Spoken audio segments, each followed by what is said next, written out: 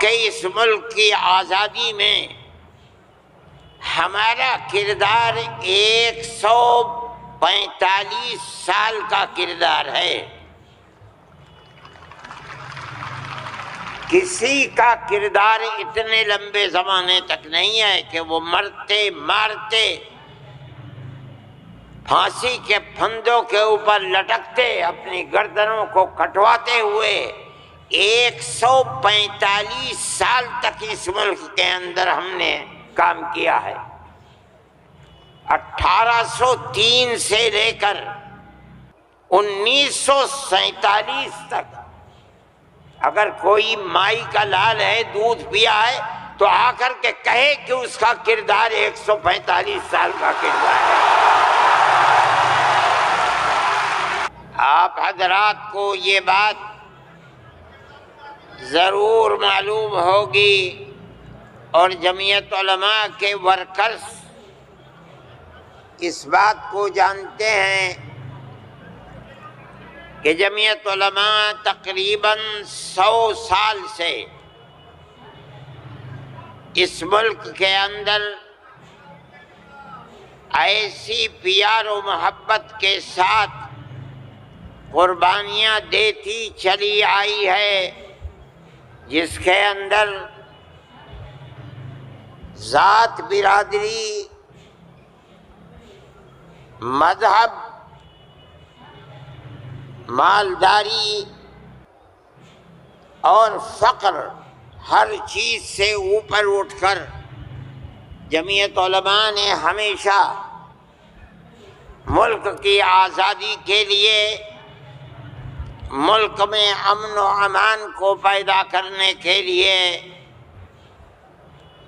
ملک کے ہر فرد کے ساتھ پیار و محبت اور احترام کا معاملہ کیا ہے۔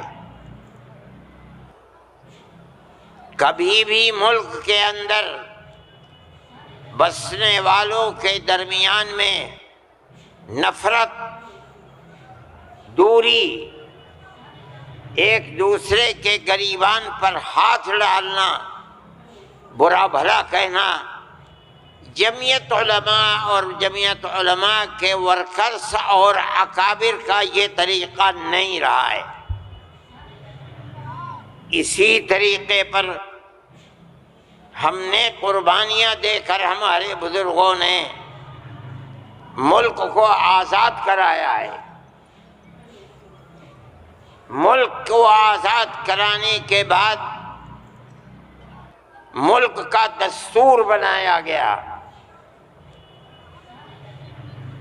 کوئی یہ سمجھتا ہے اگر کہ ملک کا دستور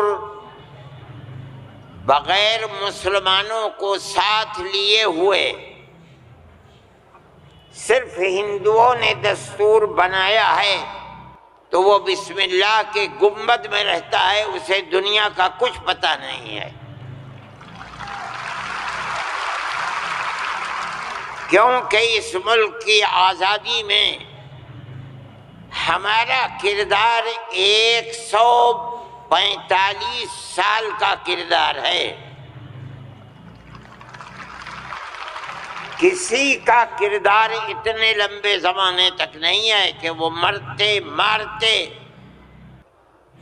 پھانسی کے پھندوں کے اوپر لٹکتے اپنی گردنوں کو کٹواتے ہوئے 145 سال تک اس ملک کے اندر ہم نے کام کیا ہے۔ 1803 سے لے کر 1947 تک اگر کوئی مائی کا لال ہے، دودھ پیا ہے، تو آ کر کے کہے کہ اس کا کردار 145 سال کا کردار ہے۔ جمعیت علماء کہتی ہے یہ علماء کا کردار ہے۔ یہ کردار پیار و محبت کے ساتھ تھا، گریبان پکڑ کر یہ کردار نہیں تھا۔ ایک دوسرے کے درد میں اور سکھ میں ہر چیز کے اندر شریک تھا۔ یہ ہمارا کردار تھا۔ ہم نے اس طرح سے اس ملک کو آزاد کرایا، کوئی نہیں تھا آزادی کی آواز اٹھانے والا۔ 1803 سے ملک کے لیے قربانی دینے والے 1857 کے اندر صرف دہلی کے اندر 33,000 علماء کو قتل کیا گیا۔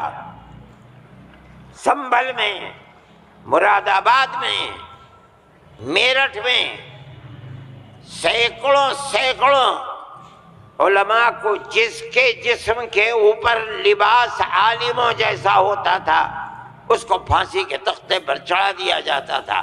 کوئی نہیں تھا، کانگریس کا وجود بھی نہیں تھا۔ کانگریس تو بنی ہے 1883 میں، اور 1885 میں اس کا پہلا اجلاس ہوا ہے، جبکہ 1803 سے حضرت شاہ عبدالعزیز صاحب نے اعلان کر دیا تھا کہ ہمارا ملک مسلمانوں کا یا ہندوؤں کا ملک نہیں ہے، نہیں رہا، یہ انگریزوں کا ملک ہو گیا، ہم غلام بن گئے۔ اب غلامی کی زنجیروں کا توڑنا اور جہاد کرنا ہر ایک کا فرض ہے، اور اس کے بعد جہاد پر لگ گئے۔ کوئی مائی کا لال نہیں تھا جو انگریز کی اس طاقت کے مقابلے میں کھڑے ہو کر غلامی کی زنجیروں کو توڑنے کے لیے اپنی زبان کو کھول سکے۔ اس اعلان کے تقریباً 80-82 سال کے بعد کانگریس بنی، اور کانگریس کا جو مقصد تھا، جو آج بھی کتابوں میں موجود ہے، وہ ملک کی آزادی نہیں تھا۔ مقصد تھا کہ جو دو جہاد ہوئے ہیں 1832 اور 1857 میں، اس کی وجہ سے جو ملکہ برطانیہ اور ہندوستان کے بسنے والوں کے درمیان دوری ہو گئی ہے، اس دوری کو دور کیا جائے اور حالات کو صحیح کیا جائے۔ علماء کا یہ نظریہ نہیں تھا۔ علماء کہتے تھے ملک غلام ہو گیا، غلامی کی زنجیروں کو توڑو، انگریز کو بھگاؤ، ملک کو آزاد کراؤ۔ یہ تو حالات تھے جس کے اندر مسلمان داخل ہوئے کانگریس میں، موجود ہیں۔ ایک شخص نے، حضرت گنگوئی رحمت اللہ علیہ، جو ہمارے بزرگ ہیں، دارالعلوم کو کی بنیاد رکھنے والے ہیں، سن 1857 کے اندر جیل میں بند ہو گئے تھے۔ یہ سمجھتے تھے کہ قتل کر دیا جائے گا بغاوت کے الزام میں، لیکن چھوٹ گئے۔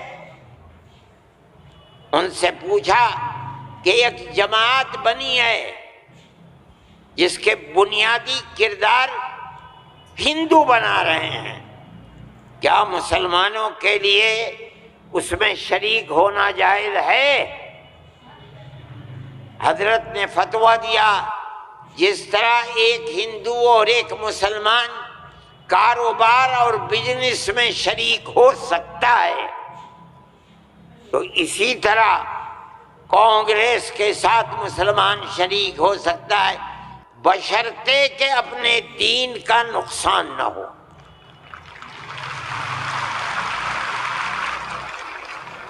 اس کا مطلب نہیں سمجھے تھے لوگ۔